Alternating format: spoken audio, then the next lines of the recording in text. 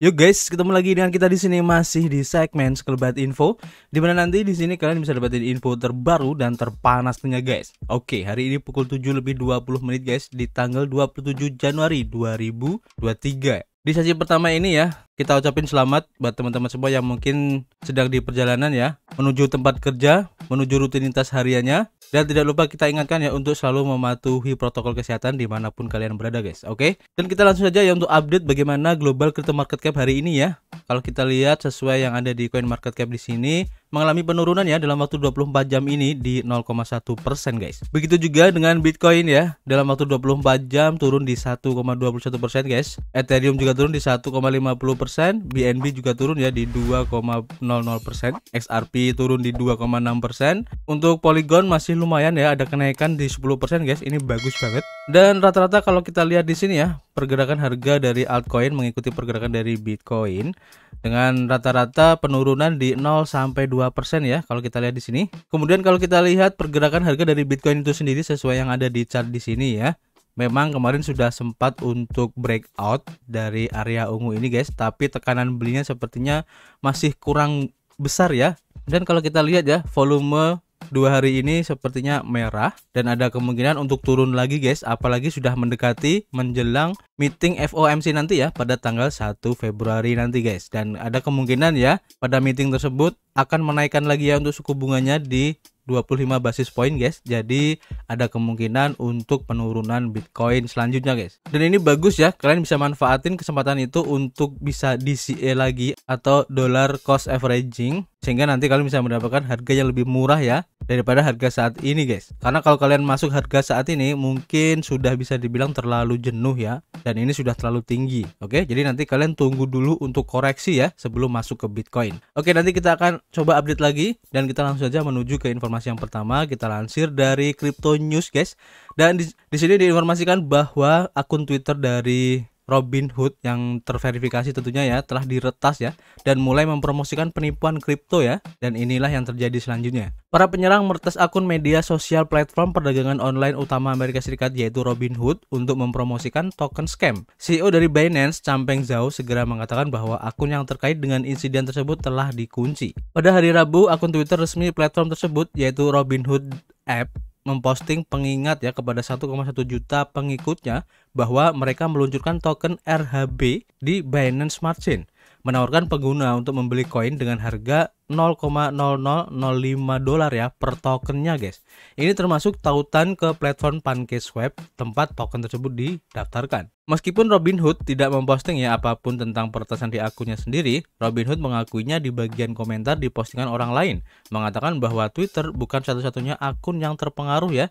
Dan Robinhood menulis, kami menyadari adanya postingan yang tidak sah ya dari profil Twitter, Instagram, dan Facebook Robinhood yang semuanya telah dihapus dalam beberapa menit. Pada saat ini, berdasarkan investigasi kami yang sedang berlangsung, kami yakin sumber dari insiden tersebut adalah melalui vendor pihak ketiga. Postingan asli telah dihapus guys, tetapi masih tersedia ya melalui snapshot dari archive.org dan banyak pengguna telah mengambil tangkapan layar ya sebelum perusahaan menghapus postingan tersebut. Dan ini bukanlah akhir dari segalanya, mengingat Binance dan blockchain-nya telah disebutkan dalam insiden ini. CEO Bursa Zhao yang dikenal sebagai CZ mengatakan bahwa akun yang dimaksud telah dikunci dan ada penyelidikan yang sedang berlangsung guys. Kemudian CZ juga lebih lanjut menambahkan selalu berpikir kritis ya meskipun akun tersebut terlihat atau nyata ya. Jadi intinya kalian harus berhati-hati. Sementara itu, Conor Grogan sebagai kepala operasi bisnis produk di bursa kripto utama Coinbase melaporkan bahwa sekitar 10 orang telah membeli token senilai $1.000 ya sebelum tweet tersebut dihapus guys. Jadi kalian harus berhati-hati untuk hal-hal seperti ini ya. Harus kritis guys, cek berkali-kali sebelum kalian melakukan transaksi ya. Apalagi transaksi yang kalian lakukan itu menggunakan jumlah uang yang cukup besar ya. Dan jangan sampai nanti kalian dapat zonk. Ini tidak berlaku di Robinhood saja, tapi di semua exchange ya. Karena bisa saja para peretas ini menyerang exchange tersebut guys. Dimana di sini dicontohkan Robinhood ya, yang merupakan platform perdagangan online utama di Amerika Serikat saja telah diretas. Apalagi platform-platform yang lebih kecil. Jadi kalian harus hati-hati ya. Oke, kita lanjut untuk informasi berikutnya. Kita lansir dari CoinDesk, di mana di sini diinformasikan bahwa Hollywood di Web3 guys. Nah ini menarik ya. Jadi Storyco ini mengumpulkan 6 juta dolar guys untuk mendesentralisasi penceritaan. Nah ini menarik ya. Jadi platform ini baru saja merilis dunia cerita pertamanya guys, sebuah pengalaman token gate yang mendorong anggota komunitas untuk membangun narasinya sambil mendesentralisasi IP. Platform mendongeng Web3 yaitu Storyco telah mengumpulkan 6 juta dolar ya dalam pendanaan awal. Ini kata perusahaan itu pada hari Kamis kemarin ya. Dan putaran ini dipimpin oleh perusahaan investasi Crypto Collab bersama Currency dan juga Patron dengan partisipasi dari Blockchain Venture, Flamingo DAO, dan para eksekutif di United Talent Agency dan William Morris Endeavor. Storyco juga mengungkapkan pengalaman naratif pertamanya The Disco Ball yang akan dirilis pada tahun 2023 ini guys. Pengalaman bercerita yang imersif dan kolaboratif ini akan diproduksi oleh penulis serial televisi Halo yaitu Kaylen dan seniman Selby dan Sandy, tetapi mengundang kolaborasi dari komunitas untuk menyelesaikan perjalanan karakter utamanya. Dengan Story Pass Non-Fungible Token atau NFT, maka anggota komunitas dapat mengakses konten pra-rilis dan memecahkan teka-tekinya, menemukan artefak, dan secara kolektif membangun pengalaman naratif. Pendiri Justin dan JP Alanis mengatakan dalam siaran pers bahwa mereka itu berharap ya membawa Hollywood ke Web3 guys. Akan membantu menurunkan hambatan untuk masuk dan membina komunitas di sekitar penceritaan yang imersif dan interaktif. Kami sedang membangun sebuah model baru yang akan mendorong pengembangan cerita-cerita baru yang luar biasa dan memungkinkan komunitas kreatif dan penggemar kami untuk berkontribusi secara bermakna ya dalam perluasannya. Ini adalah kata Justin dan JP Alanis dalam siaran persnya. Storyco yang sebelumnya dikenal sebagai Story DAO tidak sendirian ya dalam upayanya untuk mendesentralisasikan kekayaan intelektual atau IP dan membawa Hollywood ke Web3 guys. Pada bulan Juli, studio animasi Web3 yaitu Toonstar bekerjasama dengan pengecer pakaian Hot Topic untuk membuat NFT untuk produksi asli serta barang dagangannya dalam upaya untuk mendistribusikan lebih lanjut IP terkait. Nah ini menarik ya, dan ini bisa dibilang sebagai terobosan baru juga ya dalam hal cryptocurrency, khususnya untuk Web3 guys. Dan kita tunggu aja nanti efeknya seperti apa ya, apakah akan ditiru oleh brand-brand lain. Ini cukup menarik. Kita lanjut informasi berikutnya, kita lansir dari Yuda Today. Di sini diinformasikan ya bahwa Justin Sun yang merupakan founder dari Tron ya, kalau kalian tahu, mentransfer sejumlah Ethereum guys senilai 15 juta dolar ya di exchange Poloniex guys. Nah pertanyaannya, apakah dia akan menguangkannya? Nah ini menarik ya. Justin Sun melakukan transfer besar ya sekali lagi dengan memindahkan Ethereum senilai 15 juta dolar ya di bursa mata uang kripto yaitu Poloniex. Jumlah total transaksi besar yang dilakukan dompet yang berafiliasi dengan Justin Sun bulan ini melebihi 10 guys. Menurut Look on Chain, 15,5 juta dolar dipindahkan langsung ke Poloniex dari mantan pemimpin Tron yaitu Justin Sun ya, yang lebih dari 340 juta dolar masih berada di entitas tersebut. Sayangnya tidak mungkin ya untuk menentukan apakah dana tersebut dijual setelah dipindahkan ke Poloniex atau tidak. Seperti yang terlihat ya dari akun Twitter Look on Chain ini guys, kalian bisa cek lebih detailnya di etherscan.io nya ya. Sudah ada alamat etherscan-nya, kalian bisa klik aja untuk bisa melihat lebih detail. Namun aktivitas yang ditunjukkan oleh Justin Sun ini mirip dengan strategi yang digunakan sebagian besar investor ya saat mengurangi risiko portofolio mereka dengan menjual aset secara bertahap saat mereka bergerak ke atas guys, dan mendistribusikan kembali tekanan di pasar sambil mengambil keuntungan.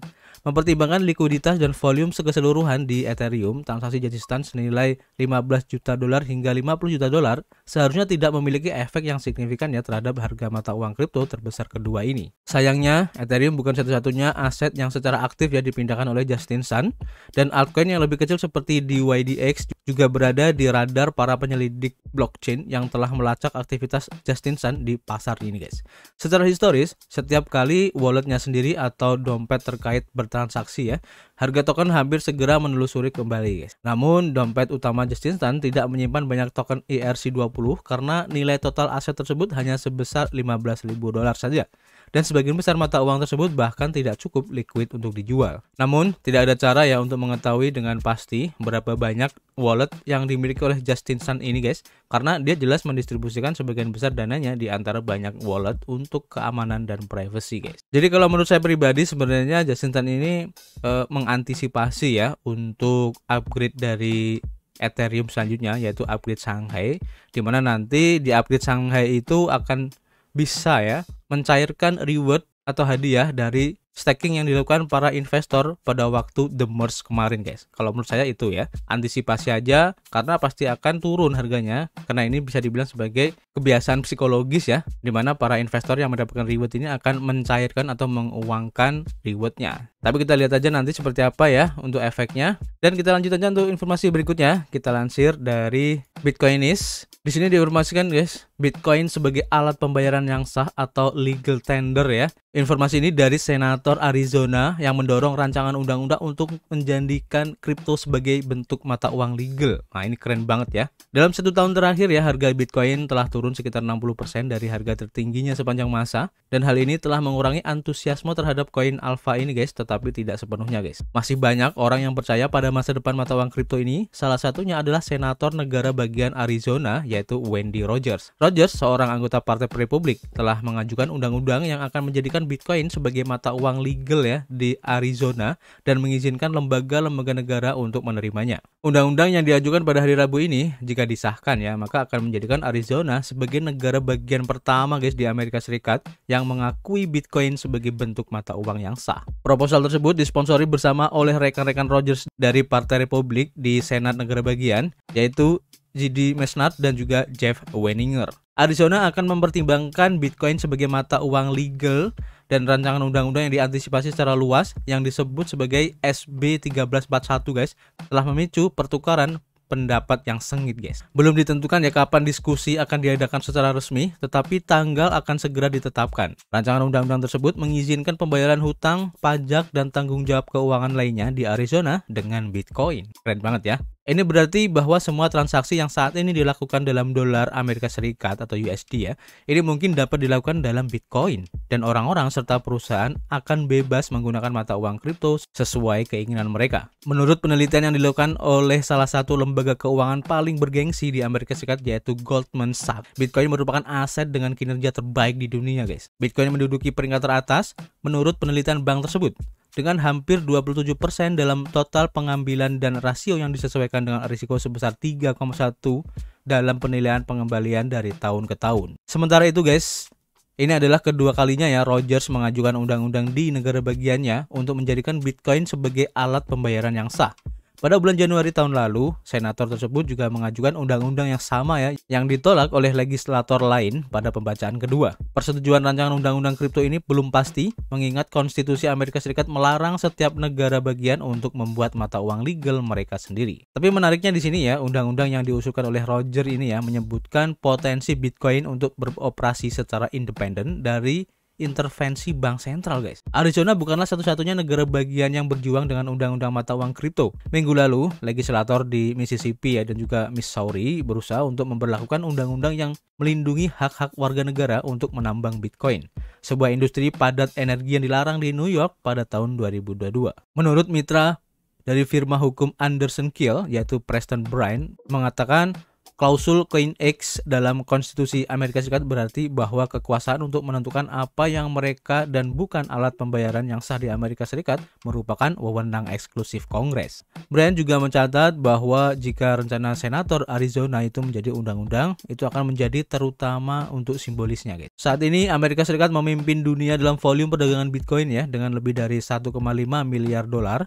Sekitar 23 juta orang Amerika memiliki mata uang kripto dan sekitar 16% telah berinvestasi atau memperdagangkan mata uang kripto. Dari sebuah studi, Bankless Times mengungkapkan, penggunaan Bitcoin sebagai uang tunai yang sah di El Salvador telah bermanfaat ya bagi pertumbuhan ekonomi dan investasi.